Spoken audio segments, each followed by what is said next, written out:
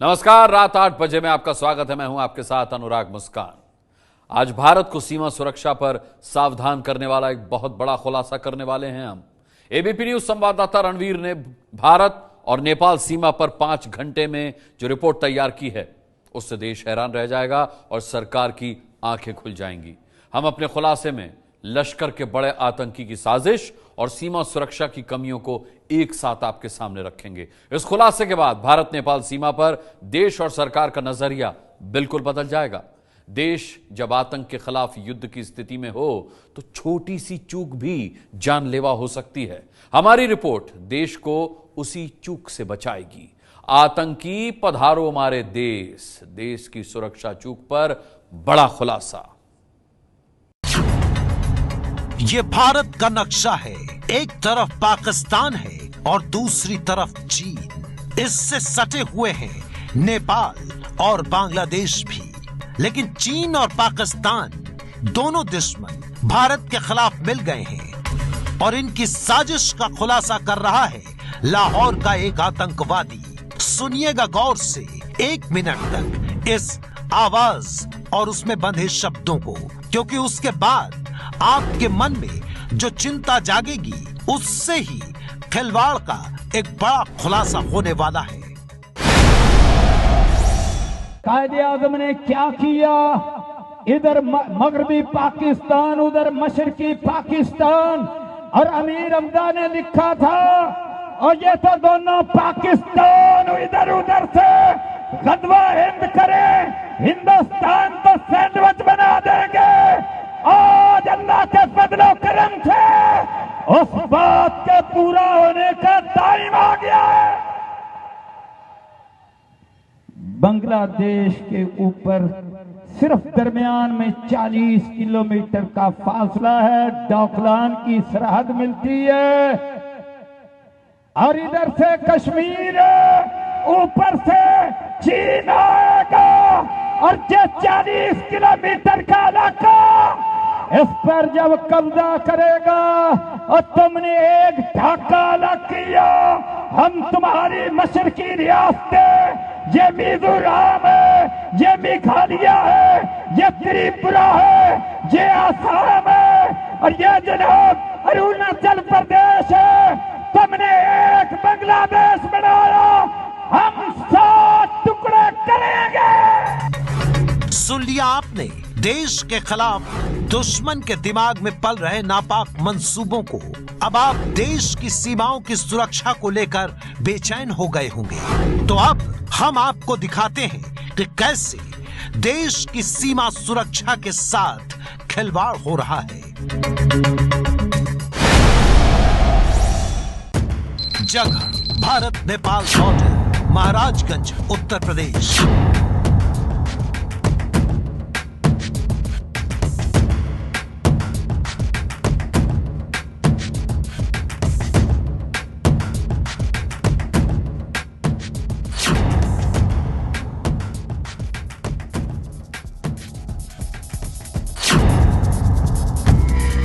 भारत और नेपाल के बीच खुली सीमा, जहां से पाकिस्तान की साजिश और चीन के बुरे इरादों का खतरा कभी भी भारत में घुस सकता है, पर यहां सुरक्षा कान में तेल डालकर सो रही है।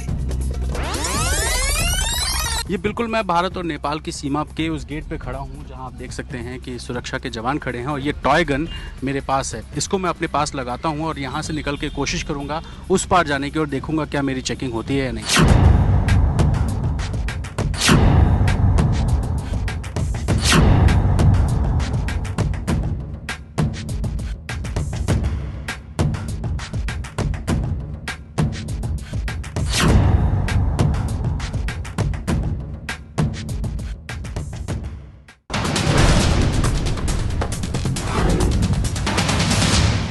टॉय गन है। अगर मैं नेपाल से आराम से लेके इसको इंडिया में चला जाऊं तो मुझे यहाँ पे कोई सुरक्षा कमी नहीं होगी। कैमरे पर संवाददाता रणवीर वही टॉय गन दिखा रहे हैं जो थोड़ी देर पहले उन्होंने कमर के पीछे छिपाई थी। सुरक्षा बलों ने हाथों में ये नकली बंदूक देखी तो कैमरा ही बंद कराने लगे।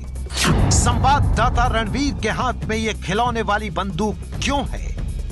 भारत नेपाल बॉर्डर पर नकली टॉय गन लेकर क्यों पहुंचे संवाददाता रणवीर? जिस सीमा की सुरक्षा एसएसबी और यूपी पुलिस करती है, उसने रणवीर की नकली गन देखकर क्या किया? ये सारे सवाल आपके जहन में होंगे।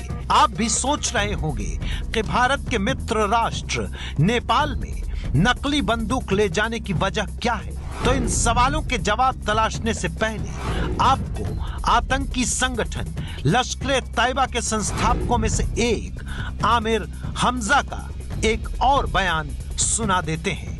जनरल बाजवा के जर्नल ने इंडियन जर्नल को एक पैगाम भेजा है। क्या कहा है? कहा बंदे दा पुत्र बन जा, बंदे दा पुत्र। बिल्कुल यही अल्फाज है। नहीं तो ये पठानकोट से श्रीनगर तक 6 लाख तुम्हारी फौज जहां से जाती है, अब वक्त आ गया काट देंगे। जब ये कट जाएगी 7 लाख फौज का हम कीमा बनाएंगे। हमजा लश्कर में हाफिज सईद के बाद नंबर 2 की पोजीशन रखता है। नॉर्थ ईस्ट राज्यों पर हमला करने की धमकी दे रहे ये वही आतंकी हैं जिनका ठिकाना नेपाल है।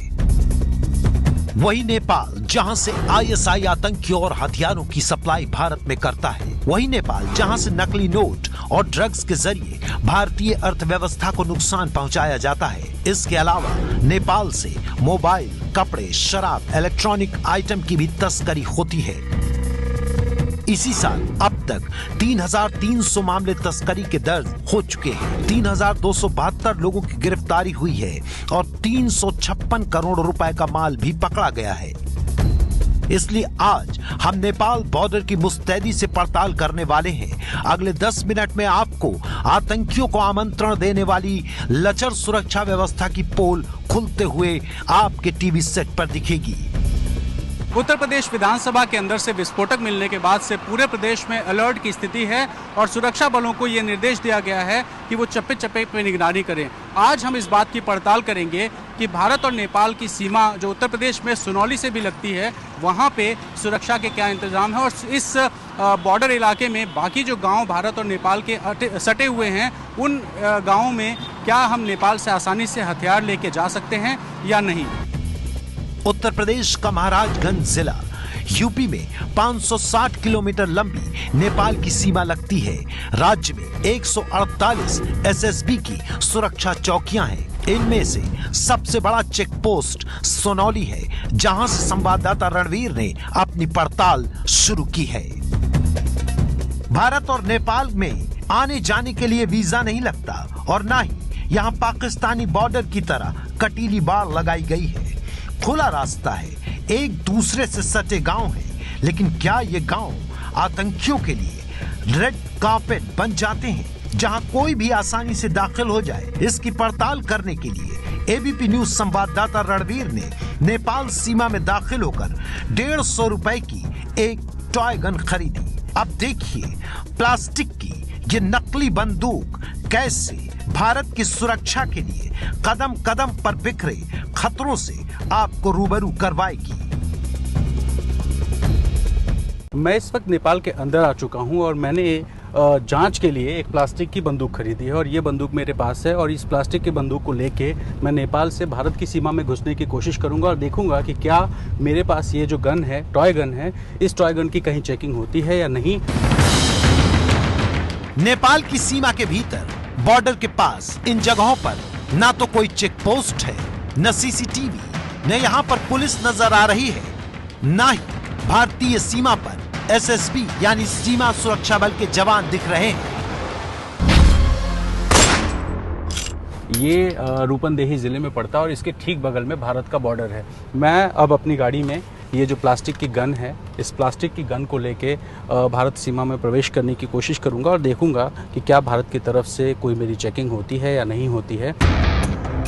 भारत से नेपाल में वाहन के जरिए घुसने के लिए सुरक्षा के नाम पर केवल ये कागज का टुकड़ा बनता है, जिसे स्थानीय भाषा में सुविधा पास बोलते हैं, जो स्क्रीन पर आपके सामने है। इसे लेकर कोई भी कार भारत में बिना सुरक्षा चेकिंग के नेपाल से निकल सकती है।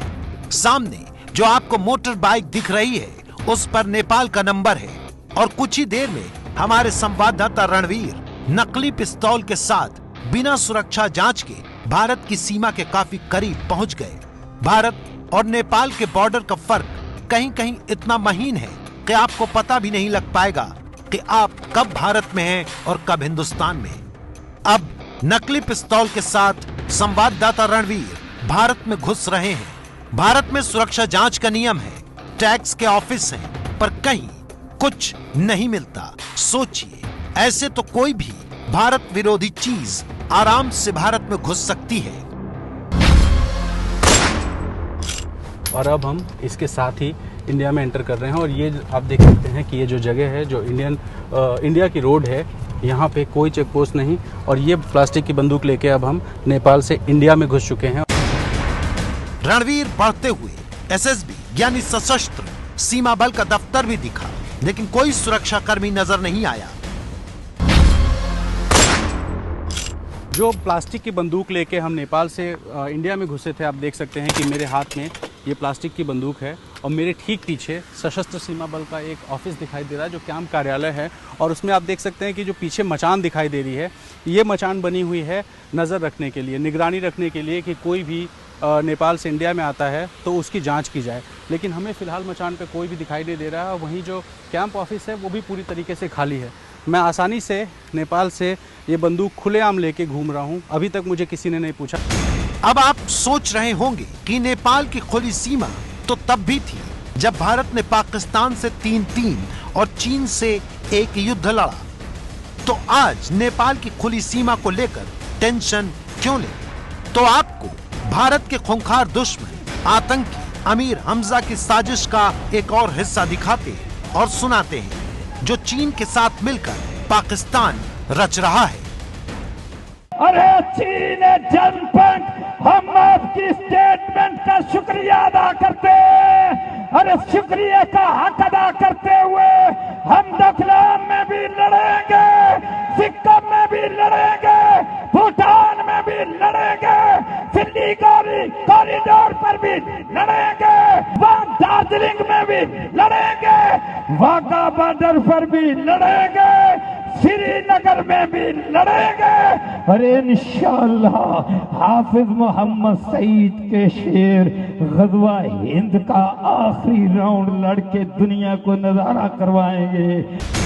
आतंकी हमजा की साजिश में शामिल चीन नेपाल को पार करते ही खड़ा है। आईएसआई के भारत विरोधी एजेंट नेपाल में छिपे हैं। अब इस बात को ध्यान में रखकर आप हमारी सुरक्षा में चूक पर बड़े खुलासे की अगली किस्त देखिए। रणवीर को भारत की सीमा में दाखिल होने के बाद कुछ कबाड़ लाने वाले मजदूर दिखे।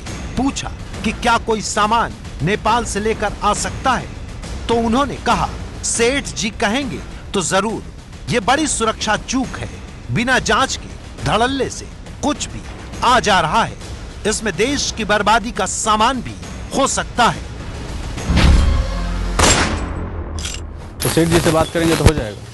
बात करेंगे तो हो सकता है। कल परसों में भाई बोरे वोरे में क्या है, सब खोल के देखते हैं कि नहीं? सब देखते हैं, ये वो मशीन लिए रहते हैं ना, मशीन से कुछ खोलना नहीं पड़ता, तो मशीन से चेक कभी कभी और कभी कभी नहीं होता। उन लोगों का मुड़ गया। मैंने 10 बार में एक बार चेकिंग होगा, बाकी नहीं होगा। हाँ, तो दिन का चोरी के लिए पड़ा। हाँ, दिन का चोरी के लिए अरे पहुँचा देंगे ना, संभावना है ना। ये एकदम कुछ नहीं। सेठ जी से बात करते हैं। सेठ जी अगर बोल देंगे तो हो सकता है। मजदूरों का दावा है कि सेठ जी के कहने पर कोई भी सामान बॉर्डर पार कराया जा सकता है। सेठ जी तो मिले नहीं, हम आगे बढ़े। टॉय गन अभी भी हमारी कार में मौजूद थी। नेपाल सीमा वैसे तो खुली सीमा है, लेकिन कई जगह पर पिलर्स लगाकर बंटवारा किया गया है। जहां पिलर लगे हैं वहां भी कोई सुरक्षा कर्मी हमें दिखाई नहीं दिया। ये जगह सोनौली चेक पोस्ट से सिर्फ 200 मीटर दूर है।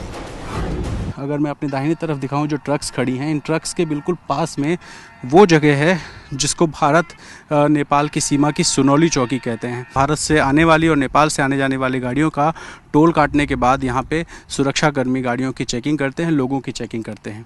लेकिन अगर सोचिए कि कोई हथियार लेकर नेपाल से भारत में घुसना चाहे तो वो उस गेट से जाने की जगह इन खुली जगहों से आसानी से आ सकता है, क्योंकि नेपाल से आने के बाद इन कच्चे रास्तों से होते हुए कोई भी आदमी टहलता हुआ आराम से इंडिया में जा सकता है। और यहाँ से आसानी से मैं टहलता हुआ इन पगडंडियों के रास्ते सामने के गांव में जा सकता हूँ और इसके आसपास मुझे कहीं भी कोई सुरक्षाकर्मी, कोई चौकी, कोई नाका, कुछ भी नहीं दिखाई दे रहा है। 5 घंटे तक नकली गन के साथ रणवीर बॉर्डर के आसपास कार में घूमते रहे, लेकिन किसी भी सुरक्षा बल ने उन्हें नहीं टोका। आखिरकार रणवीर सोनौली चेक पोस्ट पहुंचे, जहां जांच के लिए सुरक्षा बल खड़े रहते हैं। देखिए उत्तर प्रदेश की सबसे बड़ी सोनौली चेक पोस्ट की सुरक्षा का हाल। रणवीर को किसी ने टोका नहीं, रोका नहीं और वो भारत की सीमा में दाखिल हो गए। ये बिल्कुल मैं भारत और नेपाल की सीमा के उस गेट पे खड़ा हूँ जहाँ आप देख सकते हैं कि सुरक्षा के जवान खड़े हैं और ये टॉय गन मेरे पास है। इसको मैं अपने पास लगाता हूँ और यहाँ से निकल के कोशिश करूँगा उस पार जाने की और देखूँगा क्या मेरी चेकिंग होती है या नहीं।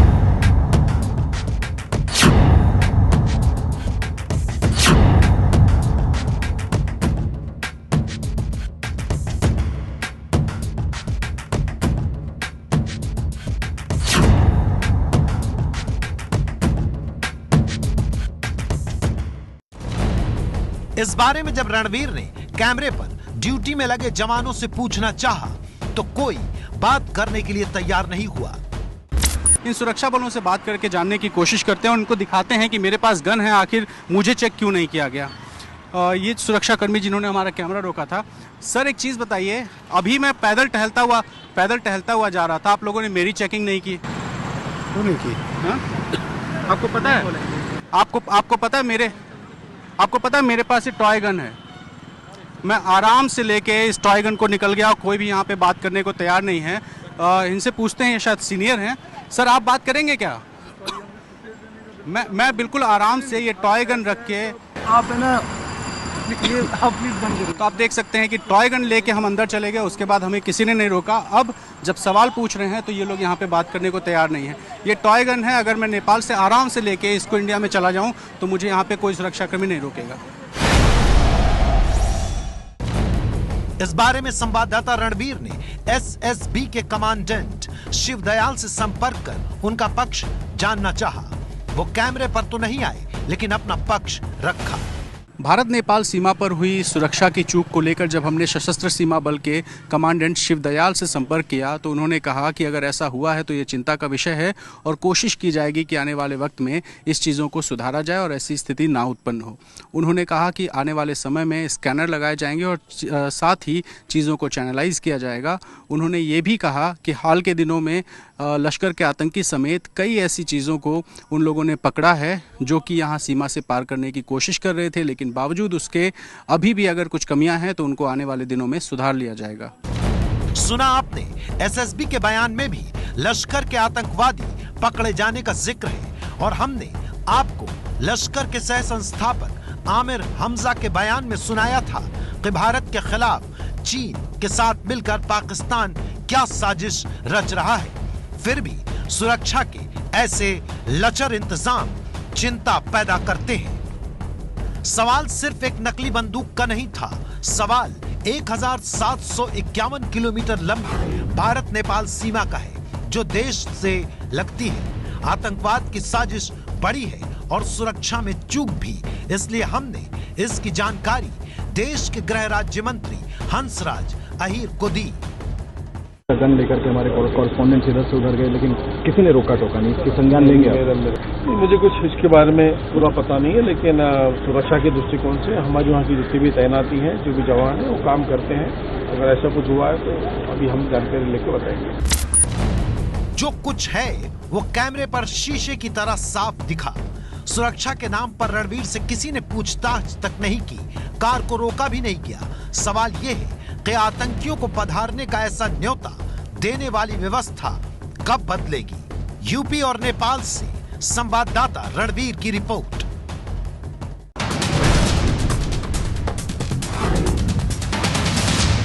ये है एबीपी न्यूज, आपको रखे आगे।